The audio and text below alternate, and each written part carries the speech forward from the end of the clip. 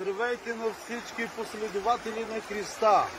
Поздравявам в мощното и славно име на нашия Господ Исус Христос и на всички, които са в онлайн. Поздравявам и тях в мощното име на Исус Христос. Обръщам се към всички Сионови дъщери и Сионови деца, синове. Бъдете благословени в името на Господ Исус Христос. Днес ние сме събрани, за да направим един завет с нашия Господ Исус Христос, тъй като една част от тези момчета, които предадоха живота си в Господ Исус Христос, ще заминават на работа в Англия. Ето за това ние правим извънредно, поредъчно, водно кръщение, а след това ще го направим и с цялата църква в Сион. Бъдете благословени! Само искам да прочета Божие Слово, което се намира в Матей 28 глава, от стихове 18 до 20. Тогава Исус се приближи към тях и им говореше, казайки: даде ми се власт на небето и на земята, и така идете, правете ученици всички народи и ги кръщавайте в името на Отца, Сина и Светия Дух. И като ги учите да пазят всичко, което съм ви заповядал, и ето аз съм с вас през всичките дни до свършека на века. Свършил векове. В миналото този човек вече умира. Сега трябва да живеем един живот, посветен за Господа. Затова аз благославям участниците, които ще участват, нека чрез това водно кръщение да дойде промяната в живота на всеки един чрез Исуса Христа. Защото Той е този, който променя човека, променя съдби, наши времена и езици. И ние казваме: благодарим на Отца и на Светия Дух.